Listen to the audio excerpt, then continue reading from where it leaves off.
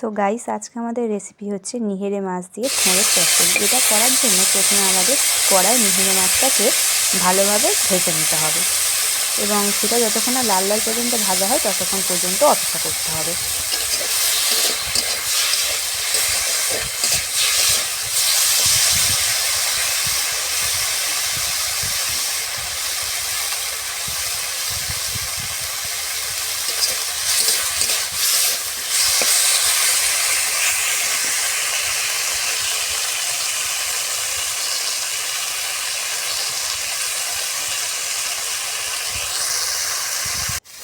তারপরে এই নিহেরে মাছটা ভালোভাবে ভাজা হয়ে গেলে এর মধ্যে অ্যাড করতে হবে রসুন কুচি।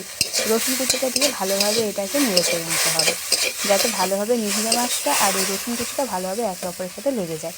তারপরে এর মধ্যে অ্যাড করা হচ্ছে আদা কুচি। আদা কুচিটাকেও ভালোভাবে নেড়ে নিতে হবে যাতে এটার সাথে খুব ভালোভাবে লেগে যায় এবং কড়াতেও যাতে এটা লেগে যায় সেটার দিকেও কিন্তু খুব ভালোভাবে খেয়াল রাখতে হবে।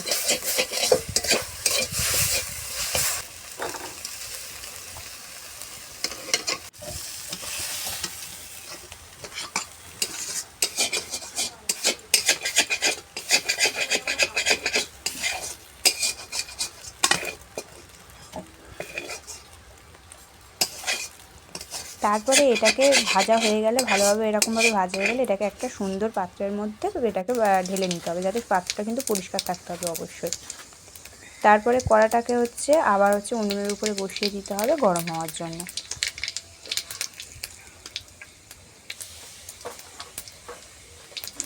তারপরে ওই গরম কড়ার মধ্যে তেল দিয়ে দিতে হবে। তারপরে ওই তেলটাকে ভালোভাবে গরম করতে হবে।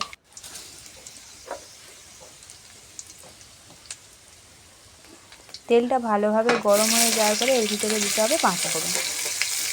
পাঁচফোড়নটা কিছুক্ষণ রাখার পরে এর মধ্যে ধীরে ধীরে যে উপকরণগুলো বলছি সেগুলো কিন্তু অ্যাড করতে হবে।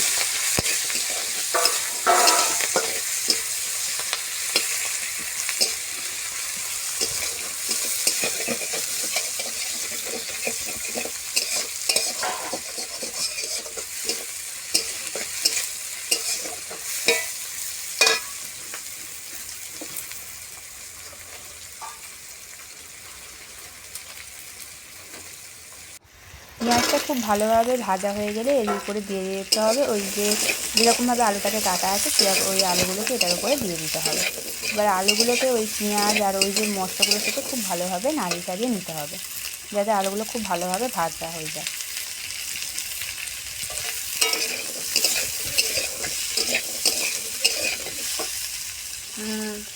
তারপরে ওগুলোর সাথে অ্যাড করা আগে থাকতে কেটে রাখা সেই ছোঁড়গুলোকে। তারপরে এই ছোঁড়গুলোকে ভালোভাবে কিন্তু ধুয়ে নিতে হয়েছে। সেই ধুয়ে রাখা ছোঁড়গুলোকে এবারে এইটার সাথে অ্যাড করে নেওয়া হচ্ছে এবং খুব ভালোভাবে নাড়িয়ে চাড়িয়ে নেওয়া হচ্ছে। এগুলোকে কিন্তু একবার করে নাড়িয়ে চাড়িয়ে নিতে হবে এবং একবার করে ঢাকা দিতে হবে যাতে এগুলোকে খুব ভালোভাবে সিদ্ধ হয়ে যায়। কিছুক্ষণ নাড়িয়ে চাড়িয়ে নেওয়ার পরে এটাকে পুনরায় ঢাকনা দেওয়া হচ্ছে। এবারে একটুখানি সিদ্ধ হয়ে যাওয়ার পরে ঢাকনাটাকে খুলে নিয়ে আর সেগুলোকে আরোভাবে ভালোভাবে নেড়ে চেড়ে নেওয়া হচ্ছে।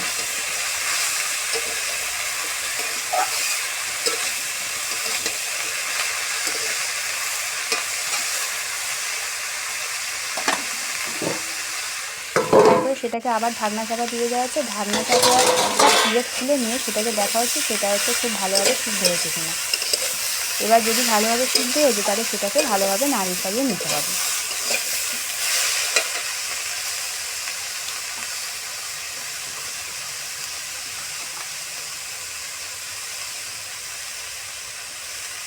এবারে এর ওপরে দেওয়া হচ্ছে নুন, পরিমাণ মতো নুন। আপনাদের যতটা প্রয়োজন হবে আপনারা ততটাই দেবেন। পরিমাণ মতো নুনটা এর ওপরে ছড়িয়ে দিতে হবে।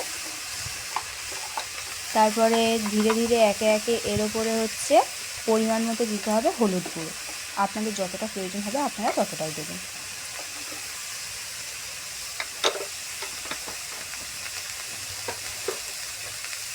হলুদ গুঁড়ো আর নুনটা দেওয়ার পরে এটাকে কিন্তু ভালোভাবে নেড়ে চেড়ে নিতে হবে যাতে পুরো ঠোঁটটার সাথে ওই হলুদ আর নুনটা কিন্তু খুব ভালোভাবে লেগে যায়।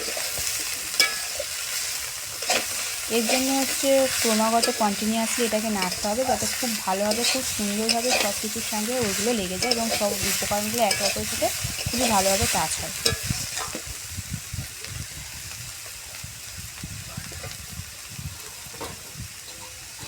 এবারে কিন্তু ওই ঠোঁটটাকে এবার একটু সিদ্ধ করার জন্য এর মধ্যে অ্যাড করা হচ্ছে পরিমাণ মতো জল। জলটা আপনারা দেখে নেবেন, আপনাদের যতটা প্রয়োজন হবে আপনাদের পরিমাণ অনুযায়ী ততটাই কিন্তু এর মধ্যে অ্যাড করবেন।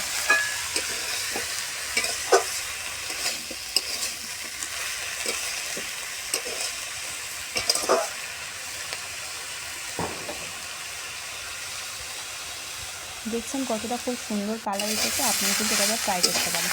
এটাকে ওই ঢাকনা চাপা দিয়ে আবার খুলে নেওয়ার পরে আপনারা দেখতে পাচ্ছেন এটা কতটা সুন্দরভাবে সিদ্ধ হয়েছে।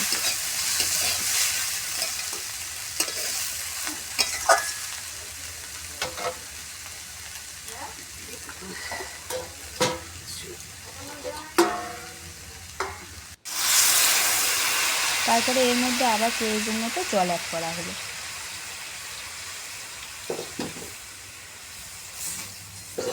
দেখছেন এর মধ্যে আরও জল অ্যাড করা হচ্ছে এগুলোকে খুব ভালোভাবে সিদ্ধ হওয়ার জন্য। দিয়ে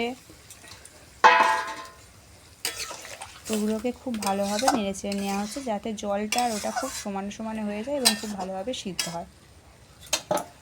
তারপরে এরপরে অ্যাড করা হচ্ছে যে নেহেরে মাছটা ভিজে তুলে রাখা হয়েছিল সেটাকে এর মধ্যে অ্যাড করে দেওয়া হচ্ছে।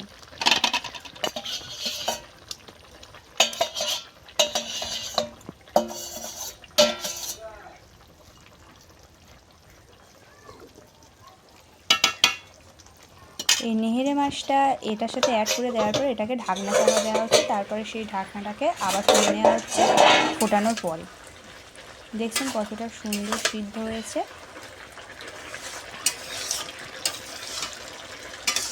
এবার এটাকে খুব ভালোভাবে নাড়তে হবে যাতে ওই জলটা ওখান থেকে মরে যায়। জলটা শুকিয়ে গেলে খুব সুন্দর একটা তরকারি হবে এটা।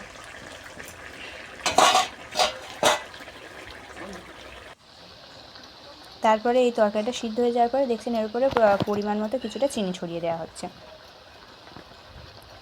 চিনিটা দেওয়া হচ্ছে এর একটা মিষ্টি স্বাদের জন্য।